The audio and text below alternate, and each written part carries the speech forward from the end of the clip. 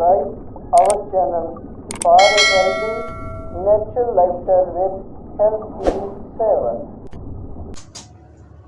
आज हम बात करेंगे रेवंत चीनी के बारे में।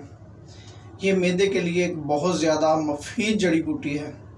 तो मैदे पे हमारे जिस्म पे इसका क्या किरदार है, इस पे हम बात करेंगे।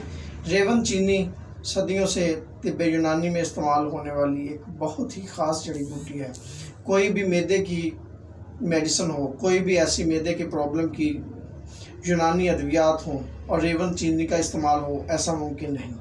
तो हम इसको अकेली भी इस्तेमाल कर सकते हैं। और इसका क्या किरदार है अकेली का, या इसको सिर्फ हम 3 चीज़ों के साथ मिलाकर अगर इस्तेमाल करें तो हम इसका वो आपको छोटी सी टिप्स भी बताएंगे कि वो कौन सी 2 चीज़ें और हैं जो इसके साथ मुकम्मल शामिल करें तो ये जिस्म में बहुत ज़्यादा फ़वाइद हासिल होते हैं।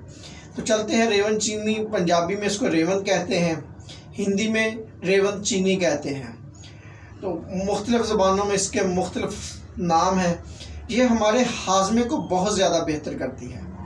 इसका हमारे मैदे पे, स्टोमक के बहुत ज़्यादा रोल है। ये बदहज़मी दूर करती है, कब्ज़ को दूर करती है, पेट का फूलना, पेट का अफारापन और मैदे के ऐसे एंजाइम जो हमें बदहज़मी से बचाते हैं, उन पे इसका बहुत ज़्यादा रोल है। यह कब्ज़ कशा है। इसके अंदर कुदरती कब्ज़ को ख़त्म करने वाले एंटीऑक्सीडेंट्स पाए जाते हैं जो हमारी कब्ज़ को, आंतों के निज़ाम को बेहतर करते हैं। और ये जो हमें बार बार मेडिसिनें कब्ज़ की खानी पड़ती हैं, वो हमें नहीं खानी पड़ती। तो इसका कब्ज़ के मामले में भी बहुत ज़्यादा अहम रोल है। ये खून को साफ़ करती है, मुसफ़ा खून है। ऐसी ख़वातीन जिनके चेहरे पे पिंपल्स निकलते हैं, या जेंट्स जो टीन एज में लड़कियां होती हैं, लड़के होते हैं, उनके चेहरे पे फास्ट फूड खाने की वजह से, ज़्यादा मुरगन ग़ज़ाएँ खाने की वजह से, बाहर के खाने की वजह से स्टोमक प्रॉब्लम करता है और उनके चेहरे के ऊपर पिंपल्स निकलना शुरू हो जाते हैं। तो ये मुसफ़ा खून होने की वजह से उनके खून को साफ़ करती है और चेहरे को भी साफ़ करती है। ये एक्नी पे बहुत ज़्यादा होल्ड है इसका। ऐसे बच्चे या ऐसे ख़वातीन जिनके पेट में कीड़े होते हैं, जिनको हम छोटे केंचुए कहते हैं, बिल्कुल बारीक कीड़े नुमा, धागा नुमा कीड़े से होते हैं, जिनको चमूने भी कहते हैं, वो बच्चों में और बाज़ का बड़ों में भी पाए जाते हैं, जिनमें ये बहुत ज़्यादा शिकायत आती है। तो रेवंत का इसके में इस्तेमाल भी बहुत ज़्यादा फ़ायदेमंद है। बुखार की कमी का ये मुतबादल है। बुखार अगर तेज़ हो तो बुखार की ये शिद्दत को भी कम करती है। बच्चों में पेट दर्द में भी इसका इस्तेमाल बहुत ज़्यादा, जिनको सुद्दे, छोटे छोटे सुद्दे बनते हैं, पेट में कब्ज़ी रहती है, तो उन बच्चों में अगर इसका इस्तेमाल करवाया जाए तो उनको ये बहुत ज़्यादा फ़ायदा देती है। भूख बढ़ाती है। जिनको भूख कम लगती है, पेट फूला रहता है, थोड़ा सा खाने के बाद पेट फूल जाता है, भूख नहीं होती। लोग कहते हैं हमें बहुत ज़्यादा भूख तो होती है, लेकिन जब खाना खाने बैठते हैं तो थोड़ा सा खाना खाने के बाद पेट फूल जाता है और भूख ख़त्म हो जाती है। तो उनको ये मतवातर इस्तेमाल करनी चाहिए। इसका रूटीन में इस्तेमाल उनको बहुत ज़्यादा फ़ायदा देगा।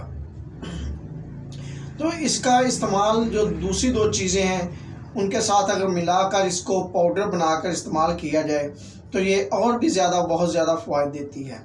जो बेसिकली कब्ज़ के पेशेंट होते हैं, जिनको सदियों से कब्ज़ का मामला नहीं हल होता, पट्ठे कमज़ोर होते हैं, मैदा कमज़ोर होता है, जिनकी वजह से टांगों में दर्द रहता है, जोड़ों में दर्द रहता है, तो वो इसके साथ रेवंत चीनी और बराबर वज़न सूंड लेनी है। आपने सूंड लेनी है और उससे हाफ जितना इन चीज़ों का, दोनों का वज़न आपने लेना ना। अगर आप रेवंत को 25 ग्राम लेते हैं और सूंड को 25 ग्राम लेते हैं तो आपने इसमें 10 ग्राम मीठा सोडा डालना है, खाने वाला सोडा।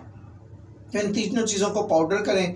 पाउडर करने के बाद इसको सुबह, दोपहर, शाम खाने के बाद छोटा कैप्सूल ले लें, या इसको चौथाई चम्मच दिन में 1 से 2 बार लें। इंशाल्लाह आपके मैदे के मसाइल ख़त्म हो जाएंगे, चेहरे की एक्नी के मसाइल ख़त्म हो जाएंगे। तो रेवंत बहुत ज़्यादा फ़ायदेमंद है हमारे लिए। इसका इस्तेमाल हमें करना चाहिए। कुदरती ग़िज़ाओं के साथ, कुदरती जड़ियों बूटियों के साथ हमें इलाज करना चाहिए। हमें दुआओं में याद रखिए। हमारी वीडियो को लाइक और चैनल को सब्सक्राइब भी किया करें, वीडियो को शेयर भी करें, ताकि दूसरे दोस्त भी ऐसी मुफीद मालूमात से मुस्तफ़िद हो सके। अल्लाह हाफ़िज़। अस्सलाम वालेकुम।